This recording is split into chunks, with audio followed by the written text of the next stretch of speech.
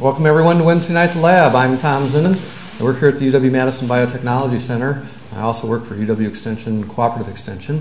And on behalf of those folks and our other co-organizers, Wisconsin Public Television, Wisconsin Alumni Association, and the UW Science Alliance, thanks again for coming to Wednesday Night at the Lab. We do this every Wednesday night, 50 times a year.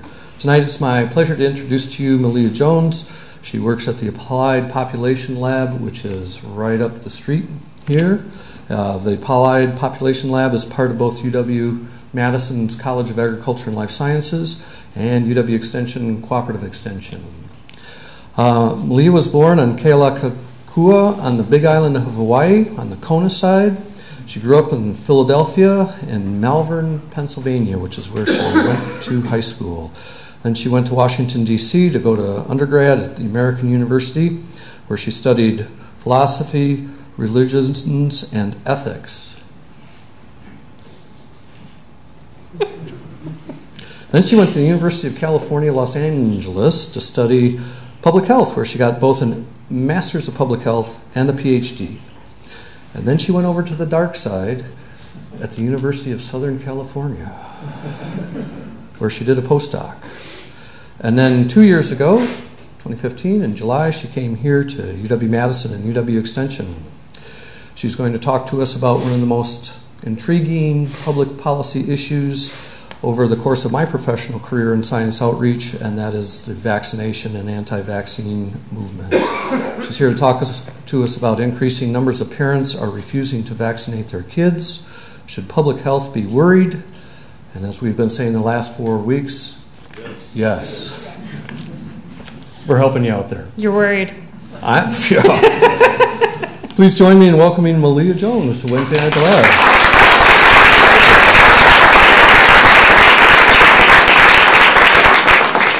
Thank you. Thanks for coming tonight. So what do you think? Are you worried? Yes. Anybody not worried? Nobody in this room. So I'm going to talk, as Tom said, about parents who don't want to vaccinate their kids and who they are. A little bit about myself to get you started. What I study in general is how people sort themselves into geographic space. And so what I'm really interested in terms of people who don't want to vaccinate their kids is how tightly clustered are they in school settings and in neighborhood settings, and why do we see that kind of clustering arise? I'm going to focus mostly on California because we have really great public data from California, although Wisconsin is actually taking some steps to make more data public at the school and school district levels. So I will briefly mention that a little bit at the end.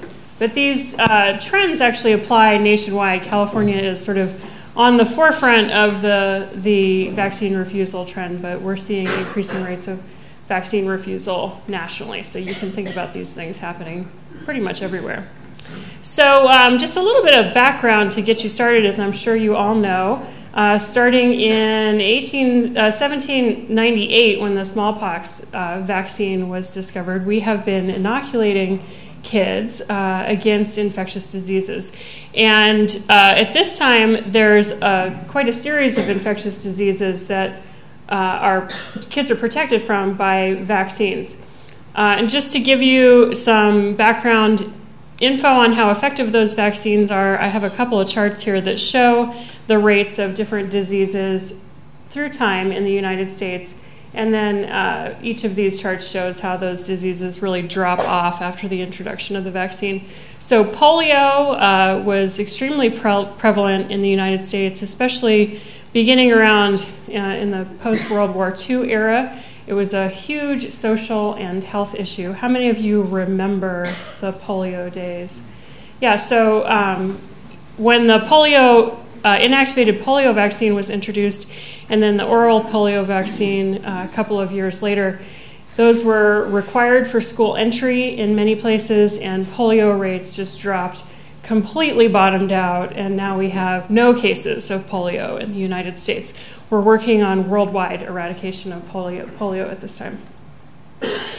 Similar for pertussis in the mid-1940s, a little bit earlier, the pertussis vaccine was licensed and introduced, and pertussis rates have declined steadily. You can see a little hint of what I'm going to be talking about later here. Pertussis, or whooping cough as it's colloquially called, has actually been increasing again in the most recent years. And then measles is another major infectious disease that used to cause hundreds of thousands of cases each year in the United States. And when the series of measles vaccines was introduced, the rate of measles infections dropped off precipitously. And this is just sort of a summary that compares 1900 to 2000 levels for a variety of different infectious diseases. And you can see measles up there in 1900 caused about 500,000 cases of childhood measles in the US. And today, it's in a bad year, it's really just about 500 or so. So the levels are so low, in fact, you can barely even see those 2,000 bars. Smallpox having been, and polio also having been completely eradicated. So these, the vaccines are really effective, but how do we make sure everybody gets them? One of the primary mechanisms for ensuring good population coverage of the vaccine is through school entry mandates. So in the United States, all 50 states have some kind of requirement that children be vaccinated in order to attend school.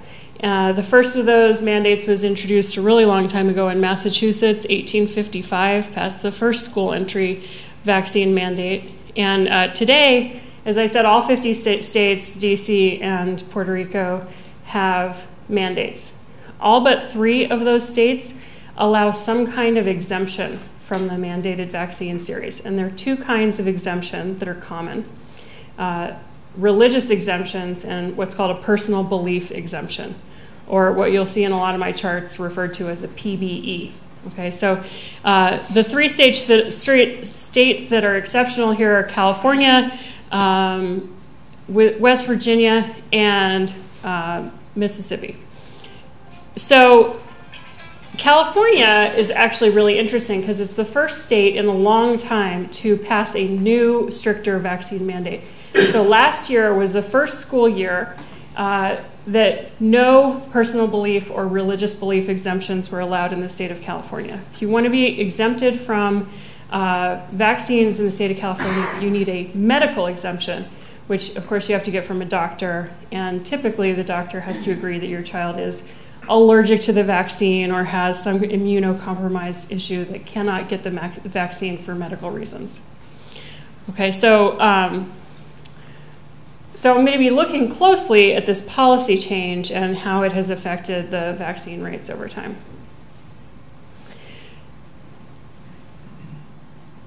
That personal belief exemption in California used to be, before it was eliminated, extremely easy to obtain. And in fact, in Wisconsin, it's similarly very easy to obtain. All you have to do to get an exemption, this is the immunization record that the school keeps for each child. And a parent who doesn't want an immunization just fills this thing out, hands it in. A parent who wants an exemption from the vaccine before the policy change just turned that same form over and signed the back. I want an exemption from this vaccine mandate, handed it in, and that was the end of the story. In Wisconsin, it's similar. All you do is sign a brief affidavit that says that you do not want to comply with the mandated vaccines. In 2013, a law was passed in California that made this a little bit harder. Instead of just having to sign the affidavit, you also had to get a note from a doctor saying, we have discussed the risks of not vaccinating this child, right? And then in 2016, the most recent school year, all of the exemptions were eliminated. So there have been 2 pretty rapid policy changes in a row in California in order to try and reduce the number of exemptions from school entry vaccines.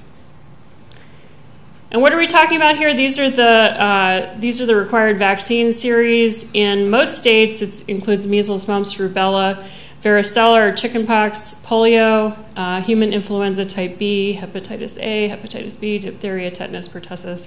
And then in a few states, very controversial HPV vaccine is also being required. Not California. So why is this level of vaccine coverage really important in order to protect the population health? The issue here is this thing called herd immunity, which I'm sure many of you have heard of before. But just to catch everybody up, herd immunity is the risk that each vulnerable person has of acquiring an infectious disease. It's based on their probability of bumping into a person who has the disease, right? So if you're in a very crowded environment and everyone is susceptible, and you introduce one person who has the disease, then everybody is going to be at risk of contracting the disease, right?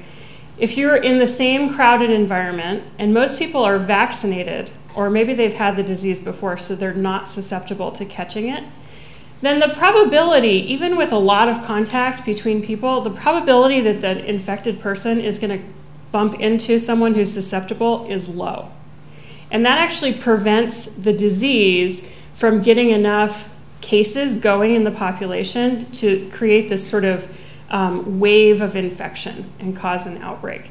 So herd immunity doesn't actually protect individual people directly, it protects the whole population. It's a statistical phenomenon, okay?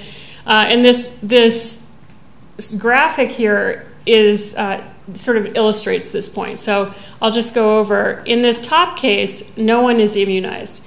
Okay, the blue people indicate a person who's susceptible. They're not immunized, but they're healthy. And then the red people here, sorry about that. The red people here are people who become infected. And you can see that because of this high probability that an infected person is going to come into contact with a susceptible person, the whole population is at risk. Right? This is sort of a mix. Some of the population are immunized. There's still a high probability that this infected person could bump into a susceptible person. And so the whole population is still at pretty high risk. And in this case, you have the green people who are immunized but healthy. They are not susceptible to disease. They're sort of providing this buffer around the between the susceptible people and the infectious people, so that the probability that they'll bump into one another is low. Okay, this is really a key concept for understanding why it matters so much when a few people don't vaccinate their kids. There are some other factors besides just the number of people who are vaccinated in what determines how many people need to be vaccinated. And those are sort of summarized under this thing called R0. R0 is just it's a summary statistic that it's the number of people who, on average, who will get the disease from each person who has it. So if I were to contract measles, R0 would be the average number of people who get it from me. And that depends on several things, including how many susceptible people are there in the population. It includes how much contact do they have with each other, right? Under a quarantine, people have reduced contact with each other, so R0 can be lowered that way. It also depends on some properties of the disease, like its mode of transmission. How hard is it to catch? Measles is very easy to catch because it's an airborne transmission disease. It can hang in the air, being infectious, for hours after an infectious person has left the room. So it's very easy to transmit. A disease like Ebola actually is quite difficult to contract. You need bodily fluid contact to contract Ebola from a person. So that's one factor. How likely is an exposed person to develop the disease? Some diseases don't always turn into a full-blown case. And then the last thing is for how long is an infected person walking around spreading the disease? So it's a time element to the question. In the United States, with these childhood infectious diseases that are pretty rare, the probability that a kid gets sick and goes to the doctor and then the doctor just doesn't know what they're looking at and doesn't diagnose them properly actually plays into this. So they could be walking around with measles and not know it just because doctors aren't trained in diagnosing measles in the United States. So these are all factors that affect, that are sort of disease-specific, population-specific, that affect how much of the population needs to be covered by a vaccine in order for it to be really effective and produce herd immunity.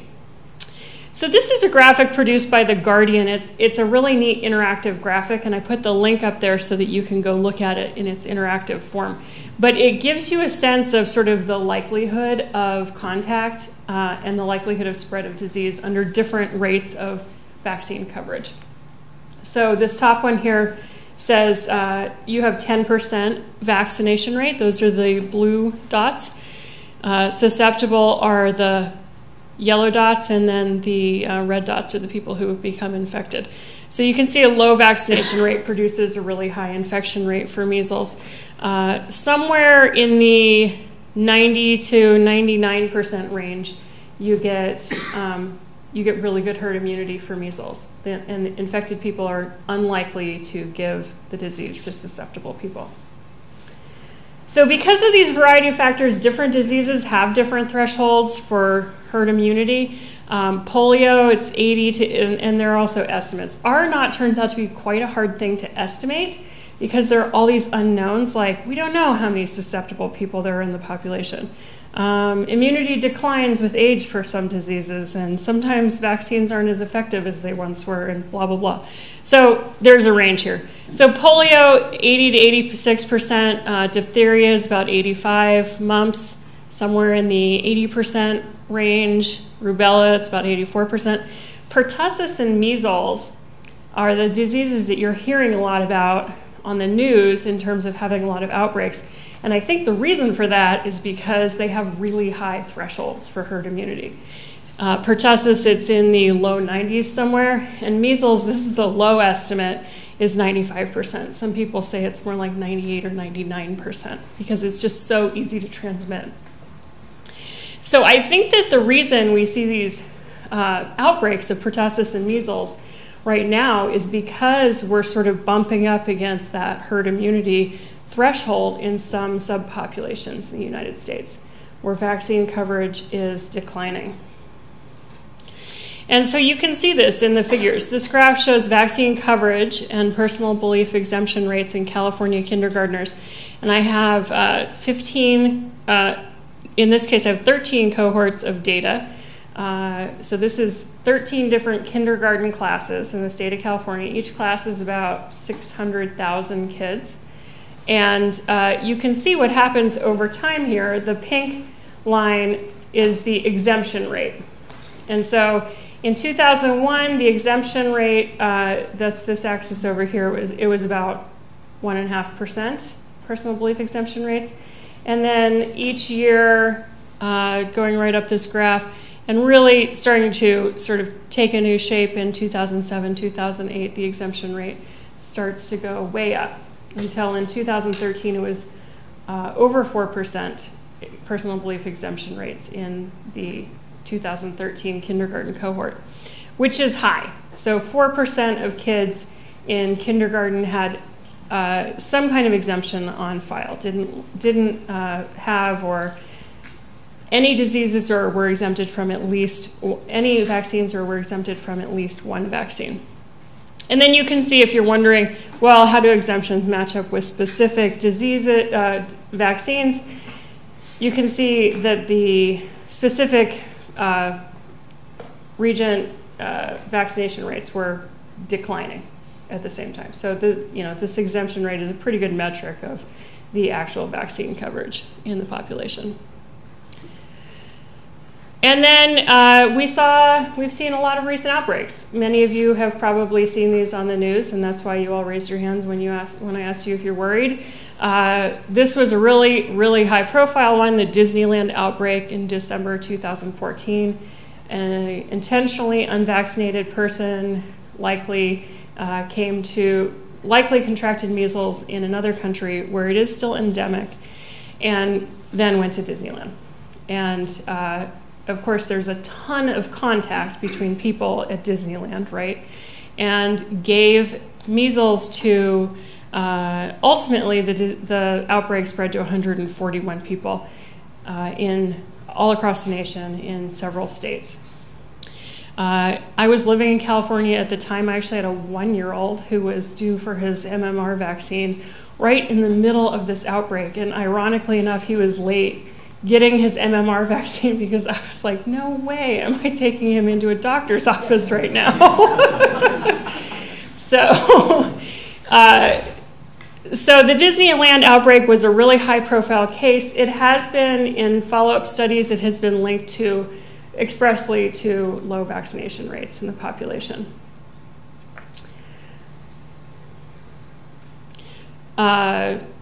And so this is an excerpt from a JAMA pediatric study that shows the estimated effective reproductive number, that's that R0 number that I was just talking about, assuming a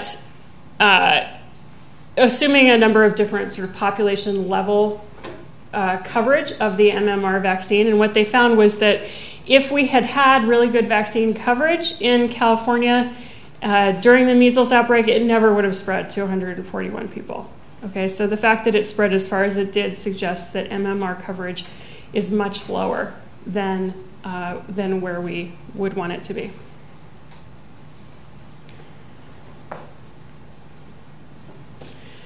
Most recently, I'm sure you heard about earlier this year, there was a large outbreak of measles in Minnesota. And this particular one was really interesting because it was focused in a small, socially isolated community of Somali immigrants who had really low vaccination rates for MMR specifically. And the disease ultimately spread to, I think it's 71 people. And you can see in this graph right here that the immunization rate for Minnesota-born children, all Minnesota-born children, as opposed to Somali descent children, there's a huge gap between the immunization rates for this group and for the general population.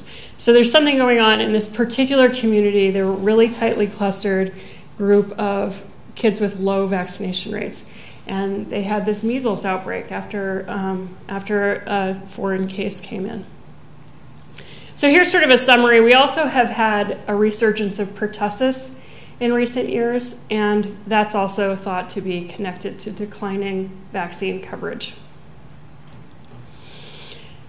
So as Tom mentioned in my intro, I once upon a time studied ethics, and I find this part of the issue really interesting, I think for that reason. The vaccine coverage in the population is a great example of this concept called the tragedy of the commons.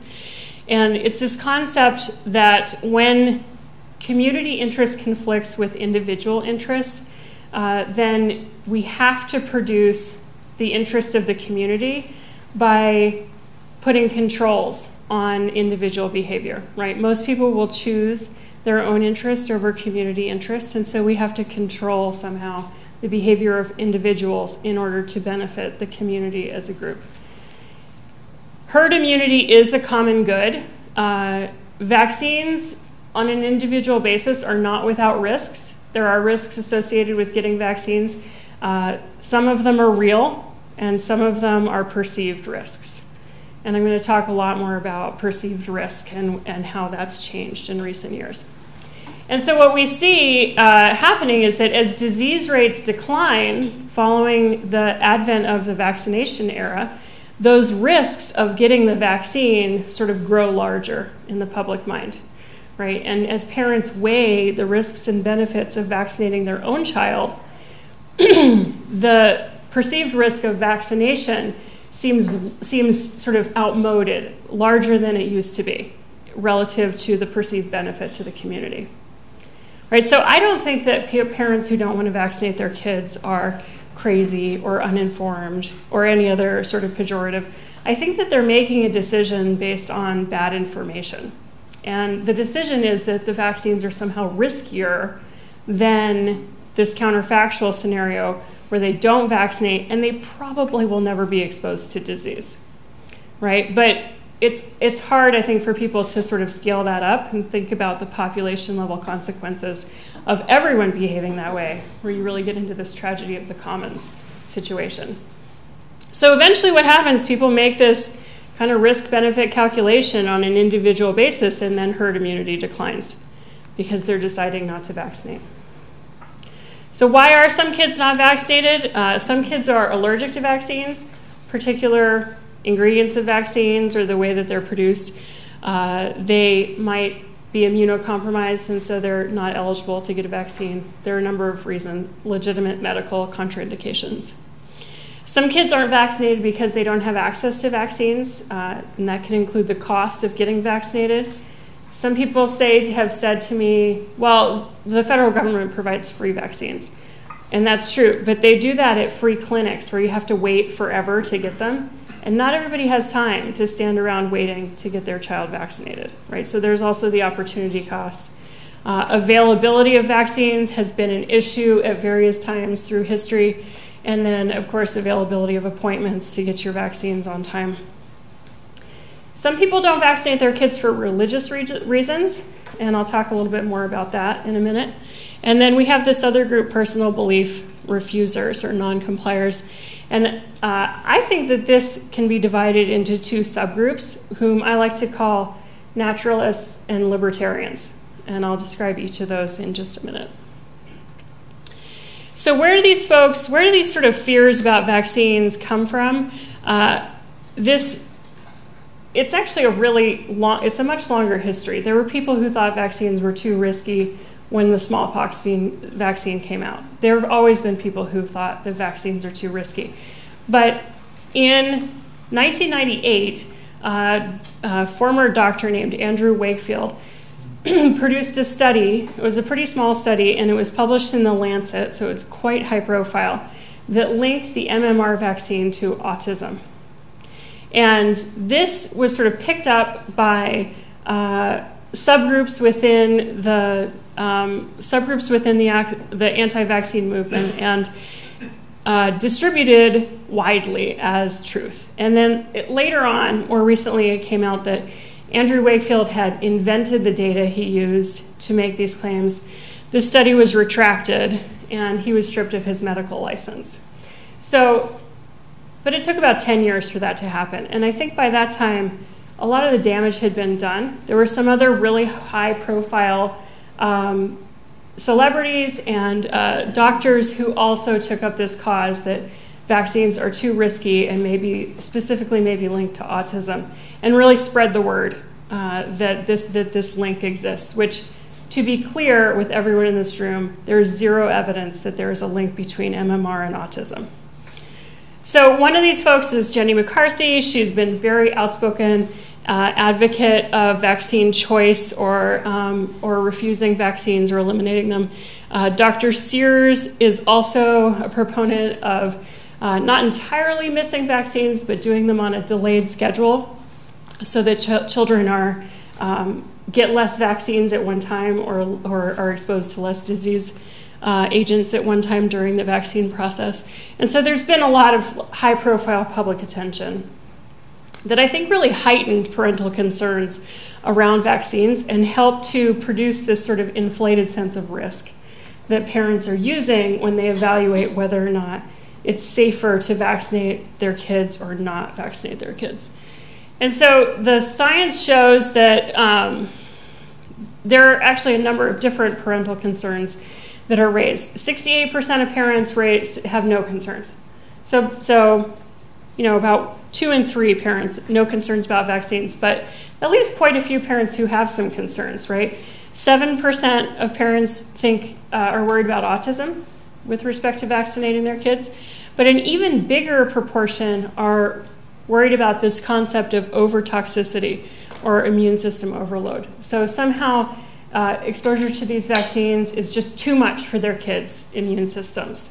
And so they're worried about the safety of exposing them. 6% of parents say that it's either healthier to get the disease naturally, or the vaccines aren't as effective as getting the disease naturally, or there's no point in getting the vaccine because the diseases just aren't that dangerous, right? So it's sort of a preference issue. I'd rather just let my kid get measles than do this vaccine. And then 7%, about an equal number of parents, cite concerns about the additives in vaccines, including aluminum, mercury, other preservatives, and so forth. 9% had 2 or more of those concerns. And then these parents, this 1/3 of parents who have any concerns, are somewhere between 2 and 20 times higher risk of using an alternative vaccine schedule or foregoing vaccines altogether. So an alternative vaccine schedule, I should back up a little bit, means you don't do it the way CDC and the American Academy of Pediatrics recommends. You space out the vaccines. You do them one by one. You do them over a much longer time window. So instead of over 2 years, you might do them over 10 years, something like that. So another thing we know about vaccine hesitancy, it is not a binary outcome. So vaccine, people, this idea of there being anti-vaxxers, it's a little bit of a misdirect because it's not just an either-or situation. Lots of parents have some concerns, but go ahead and vaccinate anyway. Some parents have some concerns about one vaccine, but they're totally fine with all the other vaccines. They might just delay the vaccines by a little bit. So there's a range. Parents can be located on a spectrum in terms of how they feel about vaccines. Also, parents, this is a little bit obvious, but like many things was a surprise to social scientists. Parents don't, their attitudes are not fixed. They evolve over time. So they might have been fine with vaccines for their first child, but their second child doesn't get any. Or maybe the other way around, right? Parents change their minds about these things. Also, a lot of the work has looked at the vaccination status of children when they enter school, but actually this decision-making process begins much earlier in pregnancy. And so when we think about, well, what do we do about parents who don't want to vaccinate their kids, we really need to back up and think about much earlier on in the decision-making process than the science has done so far. And then, as I said, vaccination itself is not binary. Lots of kids are partially vaccinated, or they're delayed in vaccinations, or there's sort of a range of different outcomes there. And here's just an article that sort of talks about the different degrees of vaccine hesitancy and classifies them along a spectrum. So we have people who range from, I love vaccines. Vaccines are terrific, right? Like me and most of the people I went to public health school with. That's about 33% of the population. They're go-along, get-alongs, people who just do what the doctor says. They don't have a strong opinion. Agnostics need to be convinced and sort of talked through the process. That's about 1/4 of the population. Compromisers who can be talked into doing some vaccines maybe on a different schedule. That's around 13%. And then this is my term, I call them true believers, the people who will not vaccinate their kids under any circumstances. And that turns out to be a really small fraction of people, 2.6%. But when it comes to a disease like measles, that's an important fraction, right? Because we're talking about that really high threshold for herd immunity. And then there are degrees of responses, as I said. Some people don't vaccinate, they partially vaccinate, they ask questions. And there's a fair amount of science out there right now about, in the medical community, about how to deal with a parent who has vaccine concerns. Because this study found that about 85% of providers have a parent who refuses a vaccine each year. So this is really common for physicians to run into in their panel of patients. There was an interesting issue that came up a couple years ago as this vaccine refusal trend started to crest. What should doctors do about a parent who doesn't want to vaccinate their child? Should they dismiss them from their practice or keep them and keep working on them? And this actually became a medical ethics question, and there was some really interesting work on this. The outcome of which, by the way, was that they should not be dismissed. They should probably keep them in their practice and continue to talk with them. In part because we found that effective communication can help sort of convince a parent that this is the right way to go. So listening to specific parental concerns, responding with unambiguous information are all sort of key for a physician-parent relationship to promote vaccination. So who are these folks? Risk factors for being an access non-complier, someone who can't access vaccines, include health insurance status, not having health insurance, immigration status, especially being an unauthorized resident of the United States, language barriers, and then Also, there's a tiny bit of evidence out there that people who are migrant workers are less likely to have vaccinated children.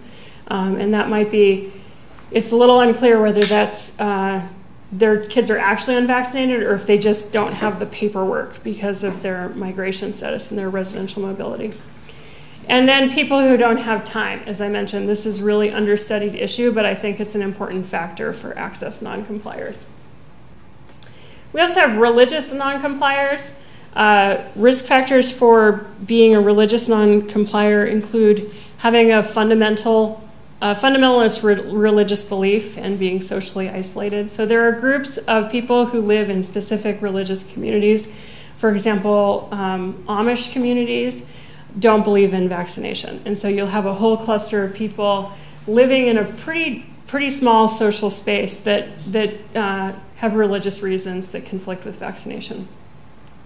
Generally, these folks are more rural dwelling, they're lower income, they have younger age at first birth, they're lower education.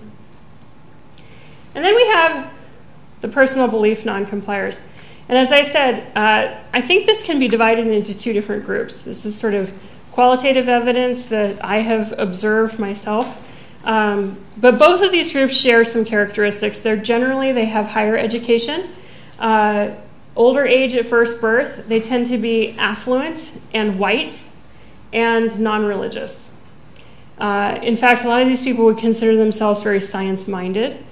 And that's one of the reasons that I say I don't think they're uninformed. You know, this is actually a very privileged group of people who are making a decision that we just don't expect as public health professionals. The naturalist subgroup is politically very liberal, and then the libertarian subgroup is smaller, politically very conservative, and very understudied. In fact, this is just me talking right now. There's no other science out there on this. Okay. So the idea, this is really a story about ideology, and the ideology that leads a person to make a decision about vaccinating their child. And I call these two groups the naturalists and the libertarians because it's not an isolated decision when they make a decision about vaccination. That decision fits within a broader set of ideas about the way they live their lives and the way they see the world. And the naturalists in general believe that vaccines, that the safest and best way to raise a kid is the natural way. And somehow vaccines have been sort of classified as unnatural in that ideology. Libertarians, it's a really different ideology that leads them to the same place, and that is that the government should not have this authority over me. I'm not going to vaccinate my kids because the government told me to. Right? So it's quite a different sort of set of ideas that leads people there. And we can maybe see this if we look at political maps. This is not the same thing, but we're talking about ideology, so it's a related concept. And there is variation in California in terms of how ideologies pattern over space. So we can get some hints about maybe what's going on with these patterns of anti-vaccination in California. So you can see in California, there are a lot of Democrats in California. They're clustered on the coasts and in the major cities. Republicans in California tend to be in the Central Valley, sort of the eastern half of the state. This next set of maps is probably more informative.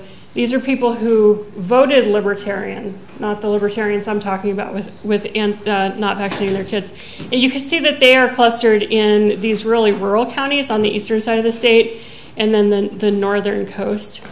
Green Party voters were really strongly clustered on the coast, especially the northern coast. So there are a lot of things we don't know about vaccine hesitant parents. We have some really, there was one study that suggested telling them about the risks of contracting diseases actually makes them less likely to vaccinate their kids. Traditional public health messaging totally ignores this variation between groups, like the difference between people who don't want to vaccinate because of religious belief and people who don't want to vaccinate because they don't like the government telling them to. And we have some lessons from market segmentation. I think we really need to understand these differences in order to target public health messaging more effectively to these various groups. especially that naturalist group. We really, I think, need to better understand how people come to see vaccines as inconsistent with the rest of their parenting ideology in order to get them on board with vaccination. And the approach that's actually been used in California and elsewhere is policy. As I said at the beginning, we've had this series of policy change in California to try and stem the tide of vaccine refusal. And I think that's going to work for some parents, but other parents are really willing to go the distance to not vaccinate. Right? There's a commitment that is not going to be stopped by a policy change. So the problem, vaccine rates have been falling sharply. Those rates are variable in space. We see geographic clusters of people who don't vaccinate their children. And these pockets, these spatial pockets, are subgroups of people who have really poor herd immunity, deeply compromised herd immunity in schools and in neighborhoods and in some cities. And that is a serious threat to herd immunity. We're going to see disease outbreaks in situations like that, as we have in the last few years. So here's a map that shows the personal belief exemption rate by county in California. And you can see that pattern of the different ideologies that I was talking about there. You have some counties in California with exemption rates as high as 15%, especially along the northern coast here in Santa Cruz County.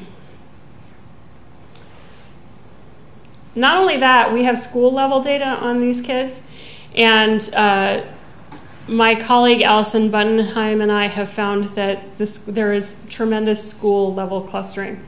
So those same ideologies that lead parents to make a decision about vaccinating their kid also lead parents to choose a school, right? They choose a neighborhood or a school based on their parenting beliefs. And so we see these really extreme rates of vaccine exemption in certain schools and types of schools in California. And we measure these things by two measures. One measures clustering, or the probability that an unvaccinated child is going to bump into another unvaccinated child in their own school. And the other measures exposure. That's the probability that a vaccinated child is going to bump into an unvaccinated child in their school. And that's important because vaccines don't always work. And so even vaccinated kids are at some risk when they encounter an unvaccinated kid. So this figure just shows the degree of crude personal belief exemptions is just the number of personal belief exemptions by county in California. And then this is the aggregation index, that measure of clustering. And you can see that although these larger population counties like Los Angeles and San Diego County don't have a ton of clustering, there is really tremendous clustering in some of those high-risk places. And this is just an excerpt from the paper where we argued that norms around vaccination and securing exemptions are likely to be shared in these communities. And these ideas diffuse through parents' social networks before and after the kindergarten enrollment process. So parents are getting the idea that they're not going to vaccinate their kids from one another. It's a very sticky idea, and we don't thoroughly understand why it spreads so easily. So here are the policy changes. And as I said, the first one, AB 2109, required a physician's signature for a personal belief exemption. It allowed a free religious exemption. So the religious exemption was still really easy. You just turn the form over and sign it under that law. SB 277 eliminated all personal and religious belief exemptions in California. There was still a medical exemption in California. Wisconsin has actually, and many other states, have actually started to respond to these same issues by proposing some policy change. Wisconsin, a colleague of mine here at UW who works in pediatrics, infectious disease, helped draft a bill that would have eliminated the personal belief exemption here in Wisconsin as well. And the bill was never heard on the floor, but it's sort of an ongoing effort to promote policy change. So what do we think happened in terms of prevalence and clustering of exemptions after these laws passed? What we found was that this shows the the pre-exemption level of clustering and rates of personal belief exemptions. This heat map gives you a sort of a more refined sense of where the real hotspots are in terms of clustering. And then we asked this question, was recent California policy change effective, and was it effective especially at reducing these clusters? That's what's really important for herd immunity. So we use data. As I said, there's great public data from California. We have, it's actually 16 cohorts of data now from 2001 to 2015 for every single kindergartner. So it's not a sample, it's all of them. Right? This is super confusing to reviewers of my papers. They're constantly giving me a hard time about this. We do have some really small population counties where one kid can make it appear that the exemption rate spiked for 1 year and then went back down again the next year. But that's because the denominators are quite small. So you do see some noise in the small population counties. We do the analysis at the county and the school levels. And then the caveat here, are some kids with a personal belief exemption actually vaccinated? Yes, some of them are. Some of them are partially vaccinated, some of them are completely vaccinated and their parents didn't happen to have the paperwork when they came in to enroll their kid. But we do know that they are, as a group, under-vaccinated. So this is a high-risk group, even if it's not sort of the maximum risk group. And what did we see after these two policy changes? This is the trend in personal belief exemptions over time that I showed you before, but now it's got a couple more years of data tacked on here. After AB 2109, there was a big drop in personal belief exemptions because it got a little bit harder to get those exemptions. That policy was in place for 2 years, and then SB 277 took effect, and the exemption rate for California went all the way down to a historic low level. So yes, this policy was quite effective. What do we know about clustering, though, of that 0.6%? Because that could still be really important if those parents who are willing to go the distance are going to go out and find a way to get an exemption. One of the ways that we see that they did that was that the rate of medical exemptions has been ticking along at about 0.1% for 20 years, and last year it jumped up to 0.5%. So there were some parents who went and got a medical exemption from a doctor after SB 277 was passed. What happened with clustering and exposure measures? Actually, not very much. The policies did not change clustering very much at all. The most recent data year is not on there, the 2016 data, because California changed the way that they mask some of their data, and so the public data, you actually can't calculate this measure from the public data anymore. So I'm waiting for them to give me the unmasked data to tell you what happened with clustering and exposure in the after SB 277. After Assembly Bill 2109, clustering did not change very much. So we do see this pattern of parents who were already clustered in schools, kids who are already clustered in schools and had low rates of vaccination were still clustered in schools. So we still have some concerns about herd immunity there. So what's sort of the upshot here? Policy did have a really substantial impact, probably did not fix this problem of parents resisting vaccines. There is a substantial fraction of noncompliers who took the time and effort to go get that healthcare provider signature on their exemption form before the exemptions were eliminated, and now we're seeing there was a substantial number of parents who went and found a doctor who would agree that there's a medical contraindication for vaccinating their child, right? It's a small fraction, but as I say, with measles and pertussis, those small fractions can be really, really important. We also saw a substantial fraction of people took that free religious exemption under the first version of the policy change. And clustering of exempted kids was not greatly impacted. Now, when you look at the Wisconsin data and the Wisconsin proposed policy change, what we do see substantial clustering in schools for Wisconsin vaccine rates. So there are reasons to think that in Wisconsin, there's also substantial clustering. There's also pockets of places that have really compromised herd immunity, especially on these high-risk diseases. And the bill that was proposed to amend this would not have eliminated vaccine exemptions in Wisconsin. It would have, like that first California bill, it would have just made them a little harder to get. So the policy approaches to this, I think, it's a step in the right direction. I don't think it's going to fix things for the most high-risk groups in the population. So a few limitations. We don't know very much about the extent to which personal belief exemption kids are vaccinated. We do know that they are more likely to be under-vaccinated than the general population, right? So there's some sort of wiggle in what the real risk of outbreak is here when you talk about exemptions versus you look at kids' medical records and you know for sure whether they got a vaccine. As I said, the kindergarten enrollment, it's not the right time for measurement or intervention. By the time a kid is entering kindergarten, they're 5 years old. They should have completed this vaccine series when they were 2. So it's just sort of not the right time to measure. And then we really need to know something about these parents and what they're thinking when they evaluate the risks and benefits of vaccinating their kid. And we know almost nothing about that. So that's sort of the future direction of my work. I'm going to try and work with some survey data and figure out if I can tease out these different ideologies and what the context of people's decision-making process really is when they decide to vaccinate or not.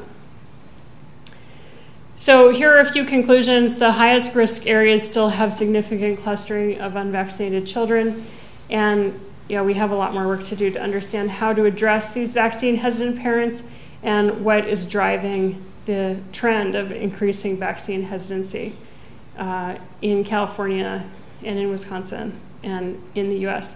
You also see these trends happening and playing out in Europe. I'm sure you've seen the news about recent outbreaks there.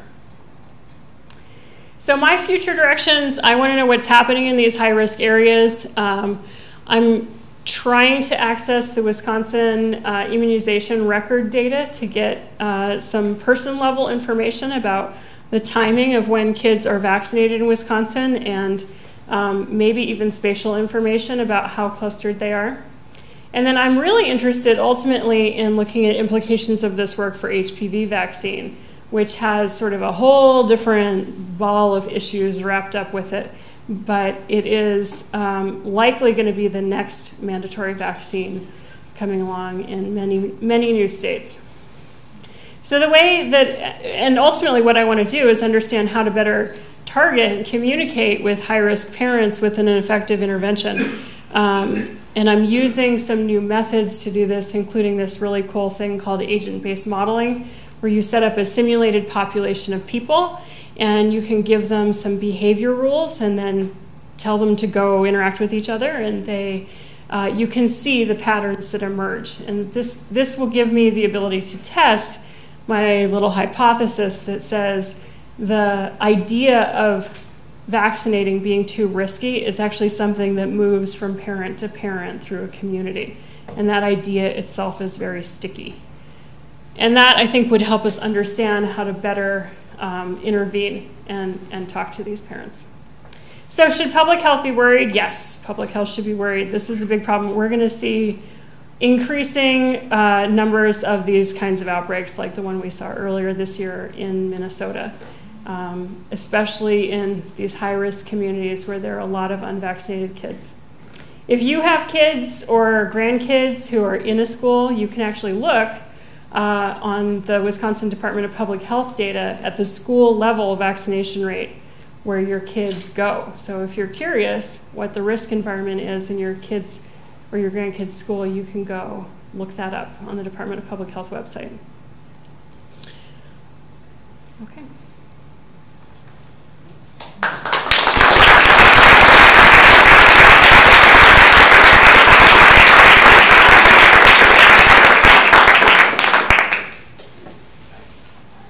Yeah. I have one of the things that I had noticed was in the 70s, there was a significant and sort of a vitriolic attacks involving the polio vaccine between the Sabin and the Salk camps. Yeah. And certainly the Sabins have been saying for a long time that it was ineffective. It was just a freak accident that the polio rates went down when the Salk vaccine came in.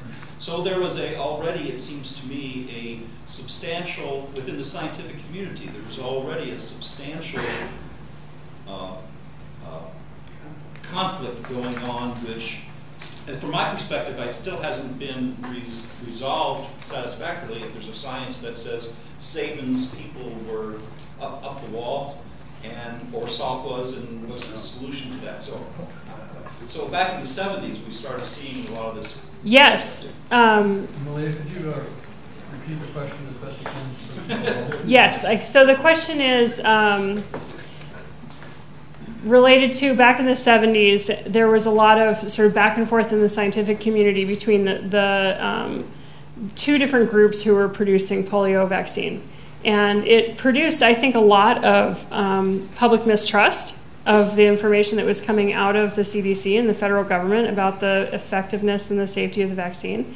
And that, I mean, those are some of the origins of the current anti-vax movement, is that, you know, this is not a new phenomenon. There's been a long history of people who thought the federal government couldn't be trusted to give good information about vaccines. Maybe the vaccines weren't effective. Maybe the vaccines caused side effects that nobody told us about. And those definitely go back to the 70s and even beyond that. In fact, my parents were vaccine hesitant, and I ended up being completely vaccinated, but not before my parents read my astrological charts to figure out, seriously, the best timing of the vaccine. And, you know, they were part of this sort of naturalist community that I think just thought, oh, no, nobody's telling us the real story here. I'm not going to trust this information. What is the real story between Sabin and Salk? And what I read recently is that worldwide they've stopped using Sabin as far as the World Health Organization giving polio shots to rural countries. I mean, India and those kind of places. They're no longer recommending Sabin because it's a live virus. So the live virus vaccine is considered, is not preferred, but I think that the actual conflict was related to who owned it. I don't know the history on this well enough to definitively tell you who is right there. So we still have a conflict on the vaccine side of the world. Science, right? There is definitely still some conflict in science. On that, I don't know the answer to that particular question, whether Sabin or Salk's vaccine was better. Does somebody else? It was early ownership. Absolutely. So I know a tiny bit about the history of this, and the tiny bit I know is related to who owned the intellectual property, but maybe that's not the whole story. I don't know. So when I was reading about this last night, both Sabin and Salk claimed no intellectual property, which doesn't mean somebody else didn't.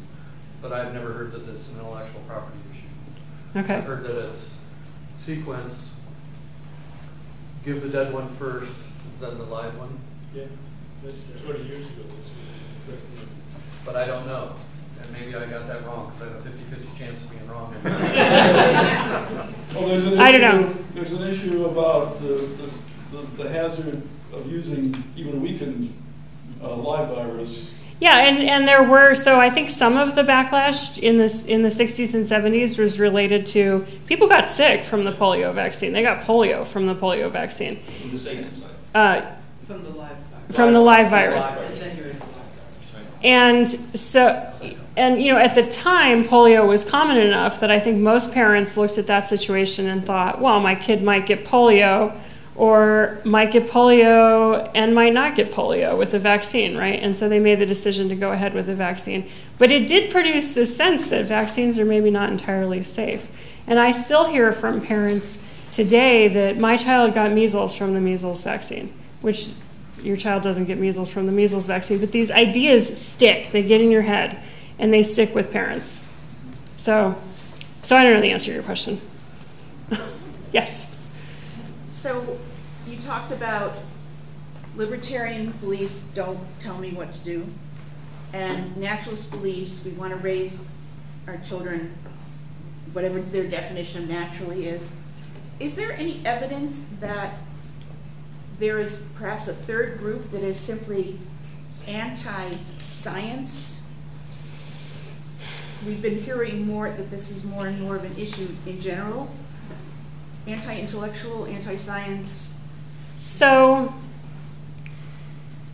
let me say first, there's no evidence of the libertarians and the naturalists. That was just me talking about what I think, right? Okay. This is my theory.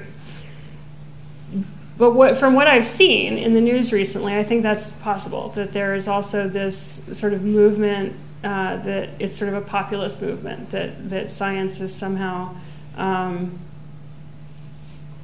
not telling us the truth or not to be trusted or something. And so that could be leading. There have also been a number of really high-profile politicians who have come out and said and talked against mandatory vaccines and vaccines in general, including Donald Trump at one point, although he later retracted it, and also Michelle Bachmann, and then there was one other really high profile.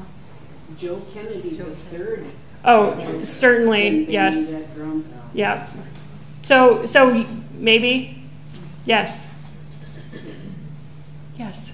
You mentioned the Massachusetts was 1855 or so. Now to get into school, this linking between a mandatory vaccination and public schooling is pretty interesting.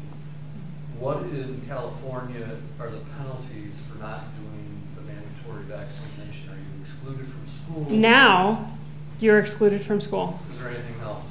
You get a parking ticket? No. You do not get to go to school. That's it? That's all.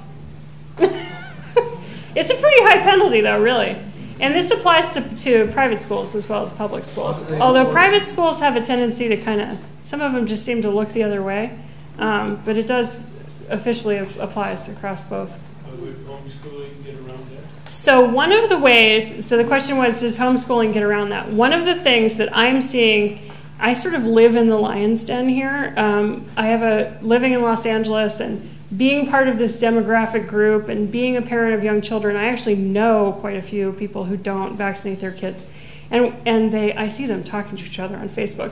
And one of the things that they have done in order to get around the vaccine is do this thing called group homeschool, where you get a bunch of kids together and form a homeschool and then hire a teacher to teach them. And then you don't have to vaccinate your kids because homeschool you do not have to follow the exemption for homeschooling. So yes, but we know almost nothing about that group of people other than what I've seen on Facebook.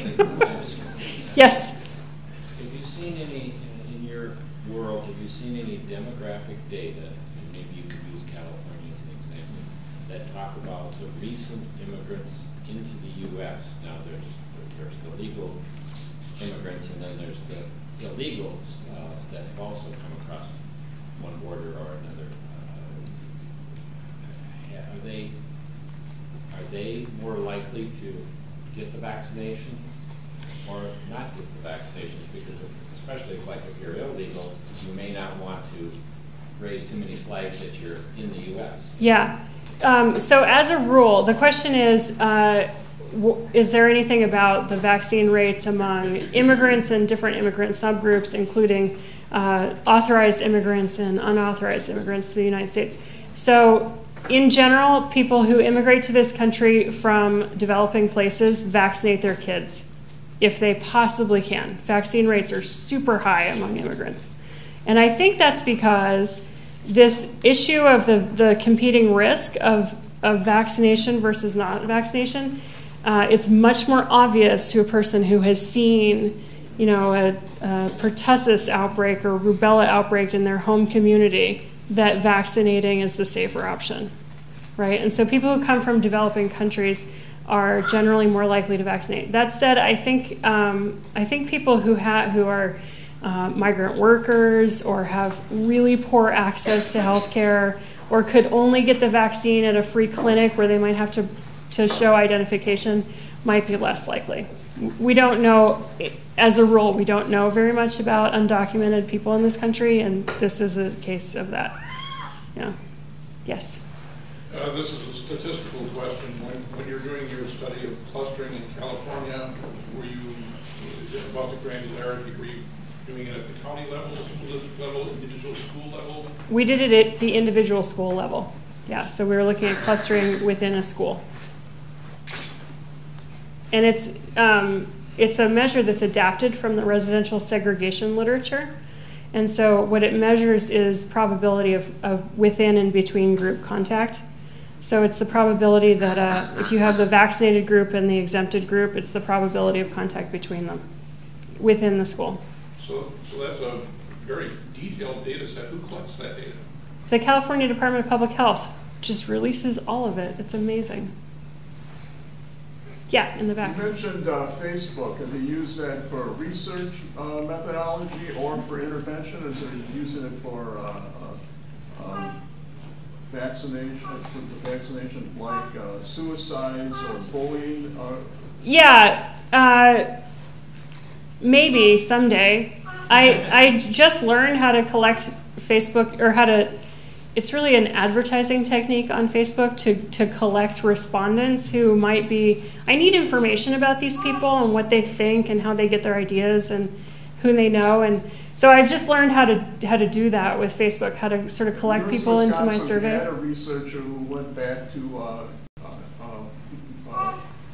University of Washington who's done that, and she gave a Wednesday night lab talk.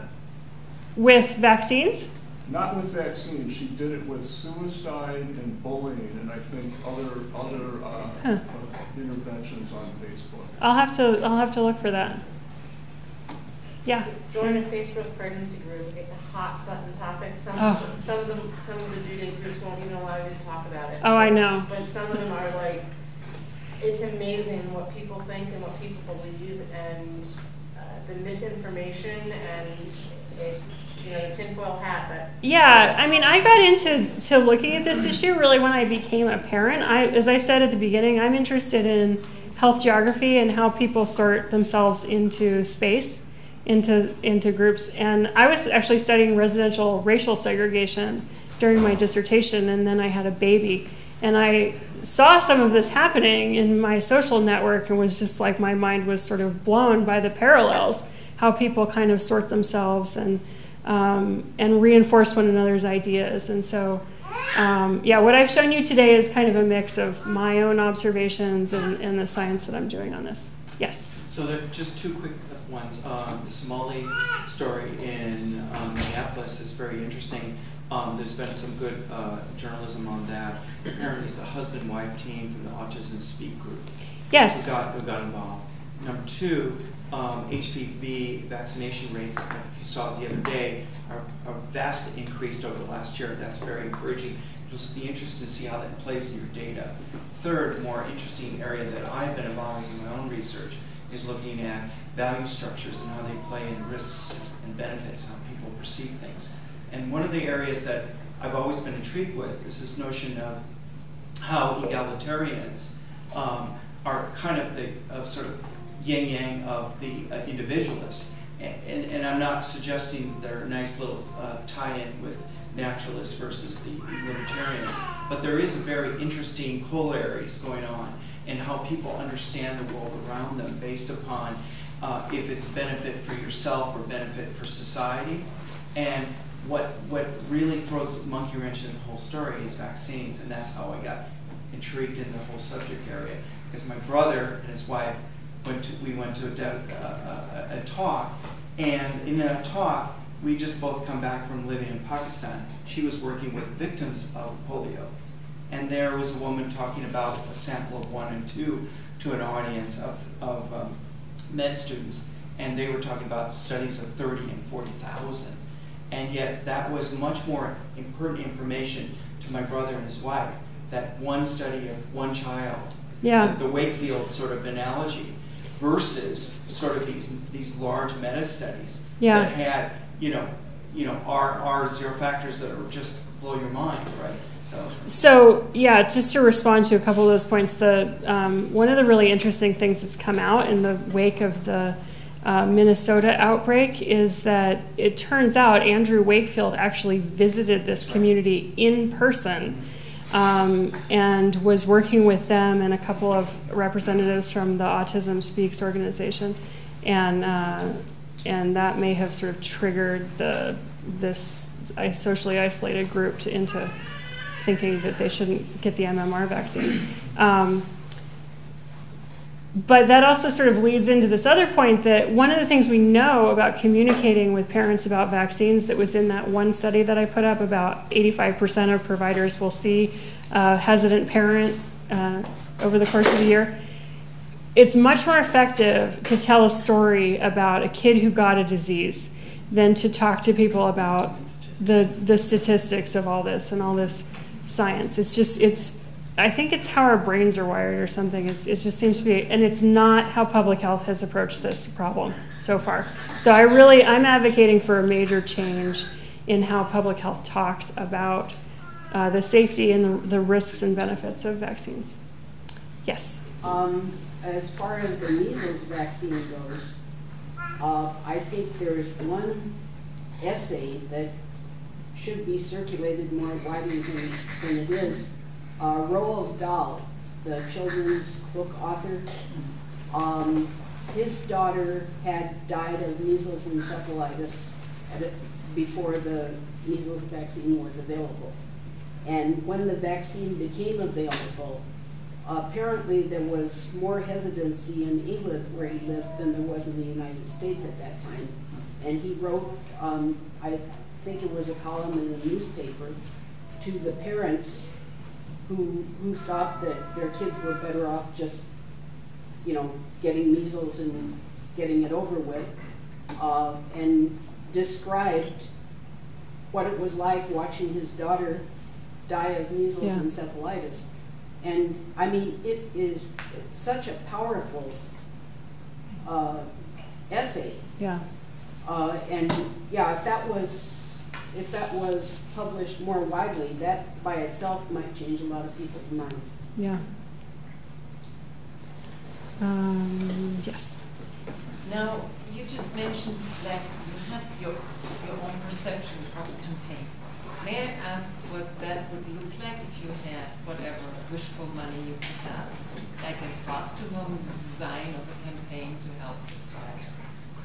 I don't think we understand. Can you repeat? Oh, so the question is, if I was the president of the world and I was designing a public health campaign to address vaccine hesitancy, what would it look like?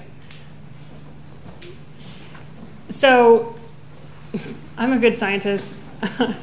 I would first want to understand what is driving these concerns. I think we do not know. We do not understand why parents are making this decision. But I think there is evidence that says that these individual stories about the risks and the benefits are more effective than talking about, no, the studies have shown that this vaccine is safe, the probability of getting an adverse reaction is 0.00, blah, blah, blah. Parents do not connect with that well at all. They don't respond well to that. And so I think it would be more based on narrative. And the other thing that I think ultimately, I am really interested in seeing if we can somehow get parents to understand vaccines in a way that fits in that naturalist ideology. Right? I'm not sure we could do that for anti-science ideology or sort of a libertarian populist ideology. But for the naturalist parents, I wonder, they do all kinds of things that are not very natural. Why not vaccinate their kids, right? Why can't, we might be able to get them to sort of reclassify vaccines as the natural way, if we understand it better. So maybe it would look like that. I don't know. Get back to me in 20 years when I have tenure and everything. Yes? Your information really has been focused on young children. Yes. And I'm curious, with all the data that you've got so far, some of these children have become adults, and I wonder, how are they dealing with worldwide travel joining the military, Yeah. Getting a job in a hospital, Yeah. how do they deal with it? And another really interesting question related to that is, what are their kids' vaccine status? So I'm working on a respondent-driven sampling survey to try and answer that question. Kids who were the kids of anti-vaccine parents in the 70s, right? So they're my age now, and they're old enough to have had children of their own and made these decisions for their kids. What are they doing? What's their current vaccine status? What's their kids' vaccine status? Do they know each other? I'm very interested in that. I'm saying I don't know a lot. I don't know the answer to that question either. Ask me something I know. Yes. What about the women your age or who are having kids, if they weren't vaccinated, aren't they concerned? I mean, wasn't that one of the first things they do when you're pregnant or trying to get pregnant? Yeah, the one that's really, really high risk is German measles. Yeah. And so I have no idea what the science. I don't know that one either. But I know one person who's actually in that situation, and she was completely unvaccinated as a child. She's my age, about 40. And when she became pregnant, she did get the German measles vaccine alone, just the one. So it was this risk thing. Like, to her, that risk was high enough. And then her kids ultimately were not vaccinated as well. So, yes, you've been waiting. One of the things, my observation, I was looking at some other pieces, but rather than just vaccination, things like pasteurization and some other ideas. And when I look at Google and I scan Google, this is part of some statistics, what I find is there are 1,000 hits on anti-pasteurization for one hit of the science of it. So in a statistical sense, if you want to Google something, you get mostly garbage. Out of Google, you probably get mostly garbage out of looking at active vaccines. So what they see looking at Google and finding out what the percentage of people talking about dangers are is statistical in some sense, because they're just looking at bad data, and there's plenty of that around. Yeah, so one of the things that has been studied in these studies that look at what are the reasons that parents don't vaccinate their kids is, where do they get their information? And you do see an association between people who get their information from friends or from the internet or from an alternative healthcare provider and higher rates of hesitancy and vaccine refusal. So there's definitely a misinformation factor at play. Yeah. And let's see, I'm going to go with you. You haven't talked yet. Is there data on vaccination rates of daycares or preschools? Yes, there is. Both of those, at least for California. I have not looked at them. They're really messy. It's harder because they haven't completed the series, and you have to deal with all the how many months old is the child, and they're harder to work with. And so, but they're out there. They're also, so daycare centers, the clustering works a little bit differently in daycare centers. They're much smaller, and they're not, vaccines are not mandated in the same way, so the issues are slightly different from a policy perspective. Yeah. Is there any information on the general vaccination state of, let's say, the U.S., of the whole populace? In other words, so that there is a fear that if an outbreak starts in the school, it will spread to the population. Is that because the population is not vaccinated? I mean, yes, so we do have information about the vaccination status of the general population and the whole school-age population, right? Not just California. And the fear is that if herd immunity drops below that threshold for a specific disease and somebody catches it, then yeah, there could be a really widespread outbreak. If it drops far enough, then we could be seeing these outbreaks all the time. People in the U.S. They're not in the schools. I mean, I'm not saying the schools won't have a problem. They will, but will it escape from the schools and attack the population? In other words, yes. So actually, the group that's at highest risk during an outbreak are the kids who are too young to be vaccinated. They're not in school at all. And so, yeah, the worry is not just it's not a school policy issue. It's actually a worry about adults then. Well, older adults are at higher risk of certain diseases. The worry is about kids because kids are more likely to get really, really sick and die of these diseases.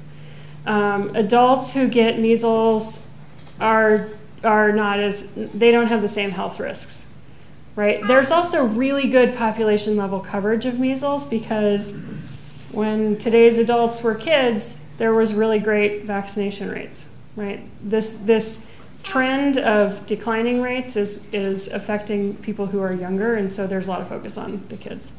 Does that make sense? Of someone that is vaccinated, how likely would they, I mean, what's the chances that the vaccine won't work for them if they run into a sick person? It depends on the disease. For measles, it's about 1% vaccine failure rate, that's called. But you can look them all up in something called the CDC Pink Book. So you can get, and some of them it varies by age. So pertussis is an example of one where when you're a child, the vaccine failure rate is pretty low, but it wanes. And that's why now they recommend a booster shot for women who get pregnant and certain other subpopulations. I think you were next.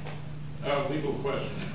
All 50 states have mandatory education laws. You got to send your kids to school. But in California, they say if they're not vaccinated, we won't let them in. So how does that get resolved?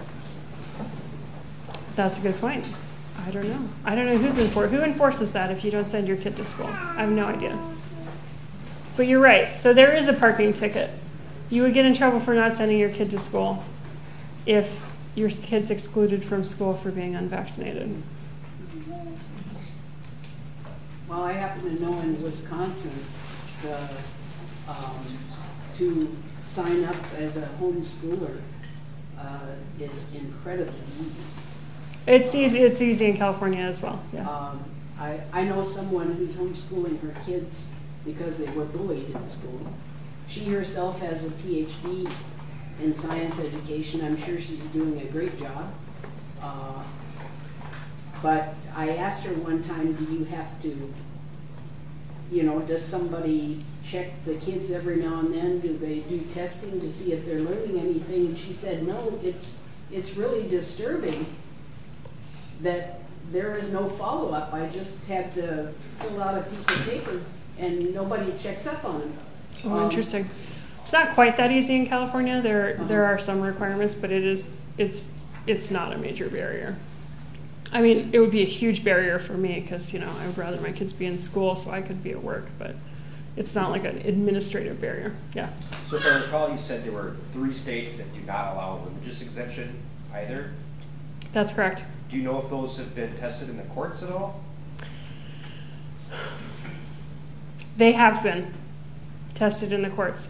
This issue has been brought to the courts many, many times. It was starting way back. It's been before the Supreme Court a couple of times. And the courts have upheld the right of the state to create mandatory vaccines for school enrollment. I think the out is related to the homeschooling option. So you don't have to send your kid to school, right? But if you want to use this community good, then you have to vaccinate them. You have to do something with your kids, right? Or you'll get in trouble for not educating your kids. But if you enroll them in homeschooling, then you don't have to vaccinate them. Has there been any discussion of limiting clustering to prevent, to keep the numbers within range?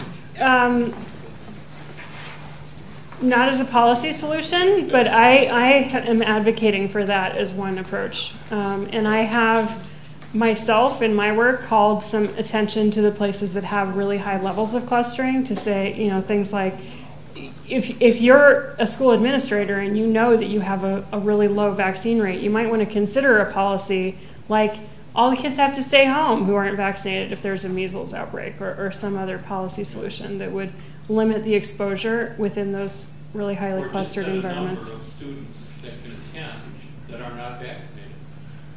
And all the rest have to wait in line until next year. Wouldn't that be interesting? Yeah. In Wisconsin, when you enroll your child and you want to take one of the exemptions, you are also agreeing that if there is an outbreak in the school, that your child is excluded for 10 days. Yes. So that is a policy in many states, that if there's an outbreak, then your child is going to have to stay home. And that's what happened during the Disneyland outbreak in California. All the, a couple schools in Orange County were actually closed in general, but all the unvaccinated kids had to stay home for the duration of the outbreak, which measles takes a long time to run its course in terms of epidemiological, in terms of an outbreak. So it's 6 or 8 weeks that unvaccinated kids or exempted kids were home from school. So that is a common policy approach, is to send kids home who have not been.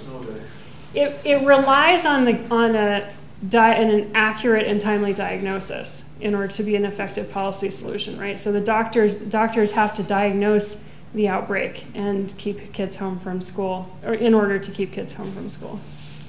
And it's 8:30. If you have any more questions, why don't you come on down. Thank you very